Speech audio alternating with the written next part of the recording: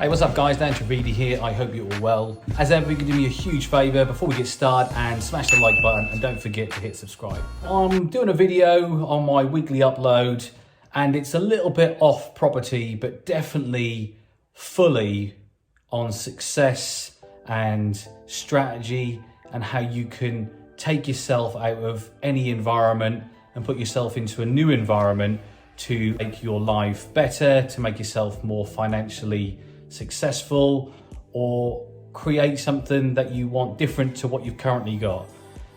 And there's a lot of thought behind this video because I'm doing some work on the topic, and the topic is about the environment, your environment, and how important that is for you to achieve what you want to achieve. Now, let's just go back a little bit on why I'm doing this video. So a lot of what has driven my thought process, research, desire to do this video stems from a couple of books. The first being The Secret, which is all about the law of attraction. And if you've watched some of my videos, you will see that in pretty much all of them, I have mentioned how the law of attraction has helped me and how it can help you and how it can be the most important factor that you need to consider when materializing what you want, your goals, your success. And from reading that book and the Dr. Steve Peters Chimp Paradox book and a few others, and throughout my working career as a property developer and investor, now a semi-retired property investor, having a property investment company which I sold, and working for a large corporate company and learning from some of the people that I admired, some of the people I'd worked with, worked under, and some of the people that I aspire to be like. And there is another law within the universe, if you want to get so deep on this video. And very similar to the law of attraction, the compound effects, all of those things, there's a law which I think should be named the Goldilocks Law. And the reason why I think it should be named the Goldilocks Law is to do with a comparison to what I'm now about to start talking about. Now, if you're anything like me and you're a secret geek and you're really into astronomy and space and planets and how the whole universe works, you'll know a little bit about what the Goldilocks zone is and why it's referred to so much in that world. And it's because our world, the Earth, sits in the Goldilocks zone within our solar system. What does that mean? So if our planet was too far away from the sun, it would be too cold. And if it was too close, it would be too hot. But it's where it's sat within probably a few thousand miles is just right. And obviously that stems from the old children's book, The Three Bears, where Goldilocks goes into the bears and eats the porridge, and one is too hot, one is too cold, and the one is just right. And then she sleeps in the beds, too hard, too soft, just right. It's the Goldilocks zone. Now stay with me on this because it might sound like I'm chatting an absolute load of shit, but I do think what I'm onto here is actually quite revolutionary, and I do think that you guys are the first ones to hear me talk about it, but I'm going to be absolutely doing more work on it and writing more material on it. So what does that mean though? It means that the planet that we live on, the haven that we live on, which is absolutely perfect for us as human beings, started off in the right environment, in the Goldilocks zone. And then a couple of others, or maybe a dozen or so, miracles had to happen for it to become the haven that it has. And if you are a geek, you'll know what some of them are. And if you're not, basically it means that Jupiter was in the right place at the right time and was able to divert a load of asteroids which held water and brought water to the world. We were the right size, so we didn't lose our atmosphere, which meant that the oceans don't dry up. have a moon which is actually slowly moving away from the Earth because it was formerly another planet, and that planet collided with the previous planet before it became Earth and made Earth as big as it is today, and slowly starts to spin around, and that's why it spins on its axis. It creates our seasons and our tidal waves and all of those things. And most of the animal kingdom lives and dies by the seasons and the moon and the sun setting. And this isn't a video about astronomy or the history of the planet, so I'm not going to go too deep on that. But all of those things, all of those absolute miracles which led the Earth to what it is today, could only have happened because the rocky planet crushed by gravity into a sphere was in the right environment to allow all this to happen. And if you take that analogy, philosophy, metaphor, whatever you want to call it, and you actually compare that to people's lives, and more importantly, successful people, a lot of being on both sides of the coin, so someone who wasn't successful and tried many things for many years, to someone who is successful, and I'm definitely not the most successful people. There's hundreds and thousands of people far more successful than me. But for someone who's definitely been on both sides of the coin, when you aren't successful or achieving your goals and the struggles are there, it seems like the people who have achieved their goals have done so in a different time, in a different industry, had some better luck. There's always reasons behind why they've achieved what they've wanted to do and you haven't. And a lot of people actually hang their hat on that reason and use that as an excuse as to why they never actually do progress. And that's really interesting, because if you go back to most people's journeys who are ultra wealthy, ultra successful, whatever, you can pretty much pinpoint that their success started when they changed their environment, or they changed the environment that they were in. And they took themselves out of somewhere which was either too hot or too cold or too toxic or too time consuming or whatever it may be. And they put themselves into the Goldilocks zone. Now, at this moment in time, they still weren't successful. They still probably didn't have the product that made them successful, or the strategy, or the cash. But the environment changed. And similar to the law of attraction, being in the right environment, the Goldilocks zone,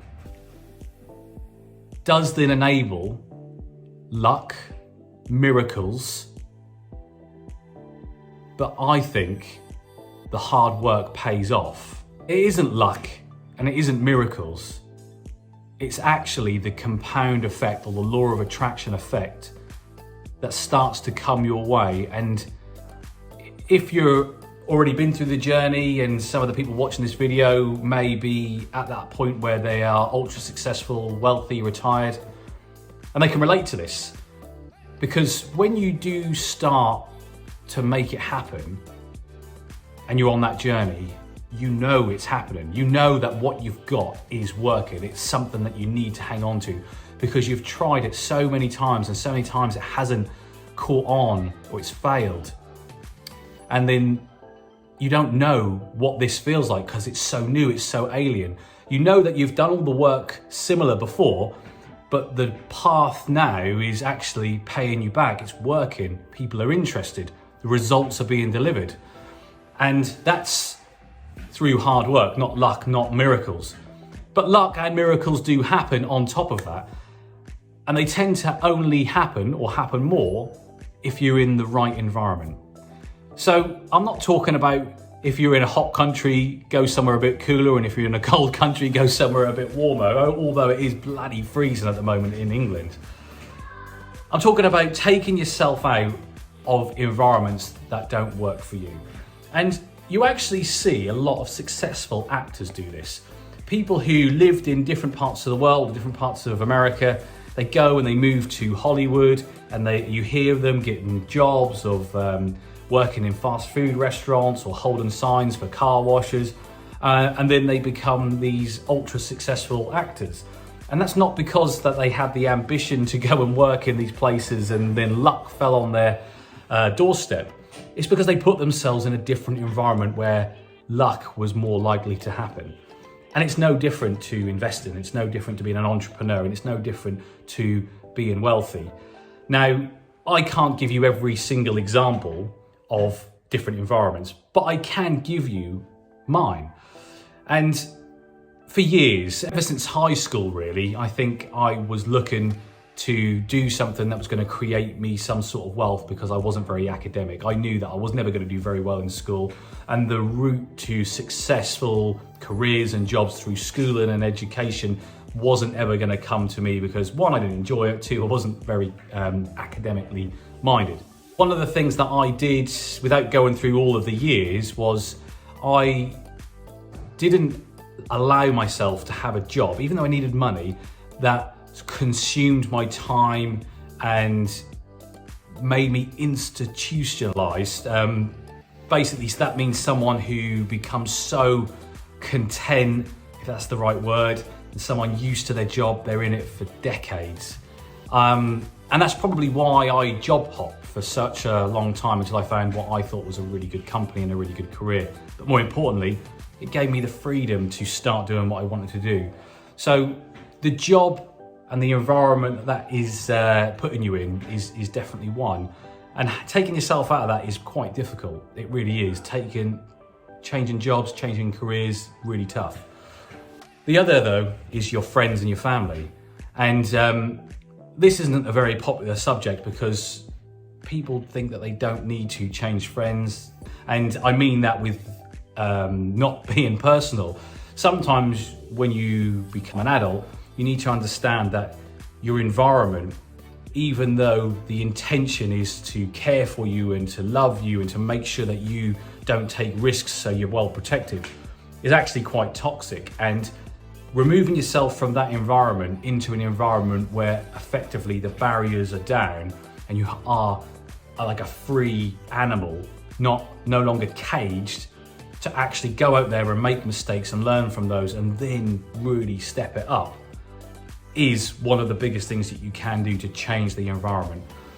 And the other is your attitude towards what you're doing. And I've spoke about this many times on many different videos. And attitude is one of the biggest things. And I'm talking about the attitude not when people are watching you on videos, and definitely not when people are with you in real life. I'm talking about attitude when it's just you behind closed doors and only you have to convince yourself not to do something.